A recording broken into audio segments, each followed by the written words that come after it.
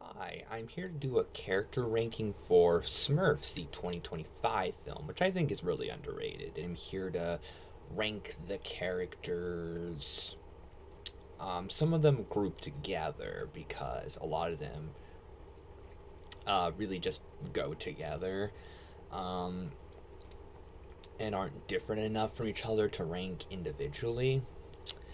So not a numbered ranking like my Smurfs the Lost Village ranking. In last place are the Smurfs that travel around with Smurfette and No Name on their journey. I think it's Grouchy, Hefty, Brainy, Worry, and Vanity. Um, I like that the film isn't that much focused on them because I feel like with that many Smurfs going on the journey, it could have been really overcrowded and it could have been way too many subplots. I like that they're there to really feel like supporting characters.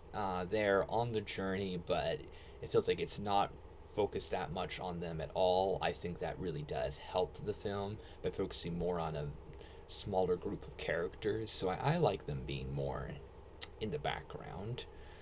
Um, Next, Joel, Razamel's henchman, amusing henchman character.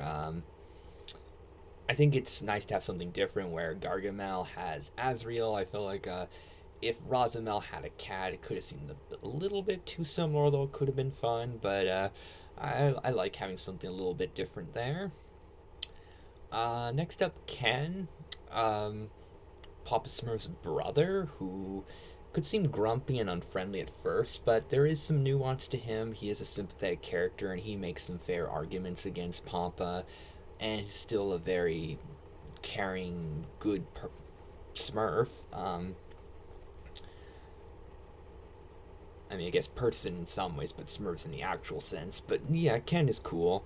Um, Next, Jaunty, talking book character, but an adorable talking book, and is very important to the plot of the film. So that's really cool. Doesn't really make the smartest choices, but still a fun character to have around. And then next up, there's these three evil wizards that Rosamel interacts with, and together there are these uh, quad of very dangerous wizards.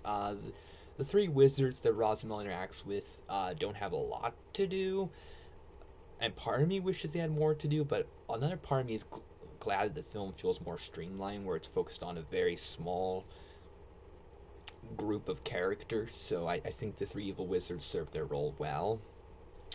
Next up, Azrael. I like that the film makes it clear that Gargamel really cares about Azrael, where Gargamel and Azrael's bond feels very genuine, where it feels like they really do love each other, and I feel like that's actually kind of sweet.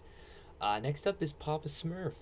Has a little bit of nuance, a little bit of an emotional journey where Papa made some choices that could seem a bit questionable, but it's very clear that his heart's in the right place, that he is a great, loving father figure, and he's dealing with some very difficult situations. And John Goodman, really cool as Papa Smurf. Love Jonathan Winters, and then Manny Patinkin, and then John Goodman. Such good casting for Papa Smurf actors.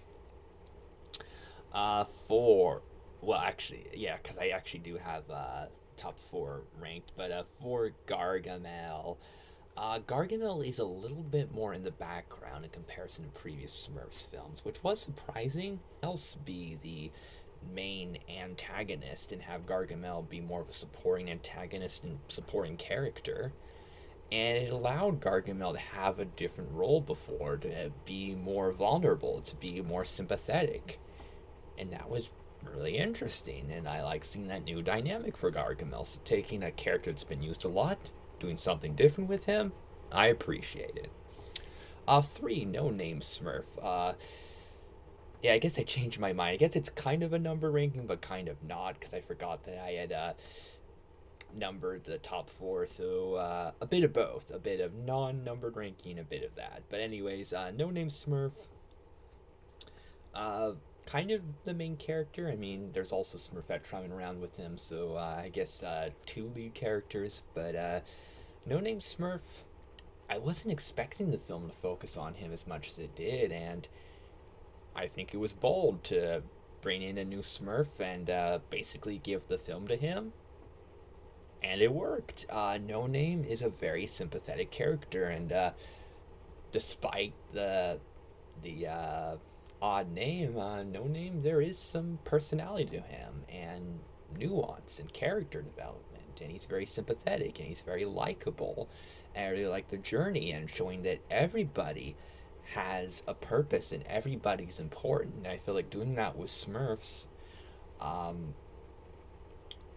was a great idea where everybody matters, and I feel like the movie really shows that well with No Name Smurf.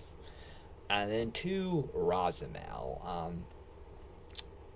Having somebody other than Gargamel be the main villain, very risky, because Gargamel is often the most entertaining character in the Smurfs cartoons, in the films. But I was very curious about Rosamel, and I was wondering if Gargamel would still be the main villain. I thought Rosamel could be a little bit in the background, but surprisingly, Rosamel is very much the main villain of the film, and the villain stuff is very much about him.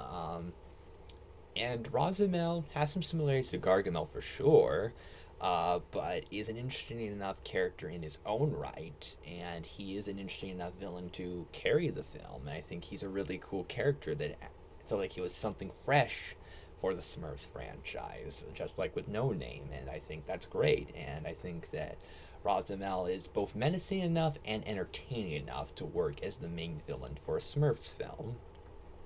And then number one, Smurfette.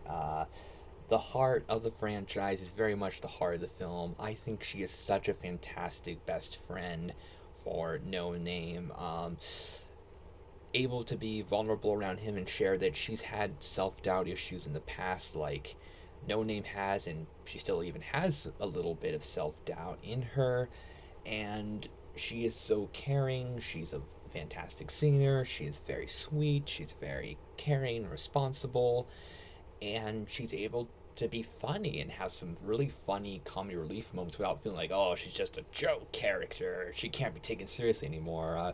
She has some really funny moments that are kind of adorable, and she's able to be very strong while also being very vulnerable and emotionally compelling. And Smurfette is just wonderful and delightful and carries the film, and she is easily the best character in the film, in my opinion.